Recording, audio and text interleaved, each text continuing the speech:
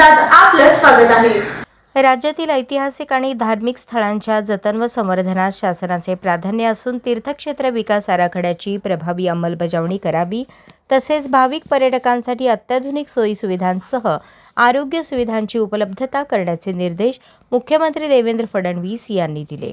यावेळी शिखर समितीच्या बैठकीत 6 तीर्थक्षेत्र विकासासाठी एकूण 993.72 कोटी रुपयांच्या विकास आराखड्यांना आणि निधीला मंजुरी देण्यात आली।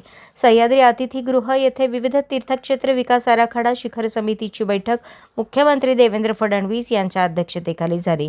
यावेळी उपमुख्यमंत्री एकनाथ शिंदे, उपमुख्यमंत्री सुनेत्रा पवार, वनमंत्री गणेश नाईक, ग्रामविकास मंत्री जयकुमार गोरे, सार्वजनिक बांधकाम मंत्री शिवेंद्रसिंहराजे भोसले, आमदार दिलीप वळसे पाटील, आमदार धनंजय मुंडे, मुख्य सचिव, प्रधान सचिव, सचिव, वरिष्ठ अधिकारी उपस्थित होते। मुख्यमंत्री देवेंद्र फडणवीस म्हणाले, श्री क्षेत्र भीमाशंकर ज्योतिर्लिंग क्षेत्राच्या सर्वांगीण आणि शाश्वत विकासासाठी कामे करावीत। या विकास आराखड्यांतर्गत अत्याधुनिक बस स्थानक आणि पार्किंग सुविधा करण्यात यावी।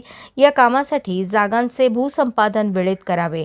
प्रकल्पासाठी सुमारे 172.22 कोटी रुपयांचा खर्च अपेक्षित आहे। मे 2027 पर्यंत काम पूर्ण करावे।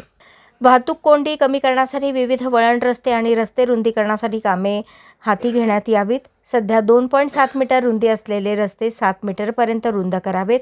भक्त आणि पर्यटकांच्या सुविधांसाठी मंदिर परिसरात पादचारी मार्ग, कव्हर्ड कॉरिडॉर, फ्लोअरिंग आणि ॲम्फीथिएटर, 257 KLED क्षमतेचा सांडपाणी प्रक्रिया प्रकल्प, नवीन पोलीस स्टेशन, विश्रामगृह, भविष्यातील विकास आराखड्यांतर्गत डिंभे धरण परिसरात सबस्टेशन उभारणे, केबल कार सुविधा सुरू करणे, MTDCच्या भीमाशंकर रिसॉर्टचा विकास करणे, राजापूर येथे नव्या पर्यटन सुविधांची निर्मिती करण्याचे नियोजन काटेकोरपणे करावे, अशा सूचना मुख्यमंत्री फडणवीस यांनी दिल्या।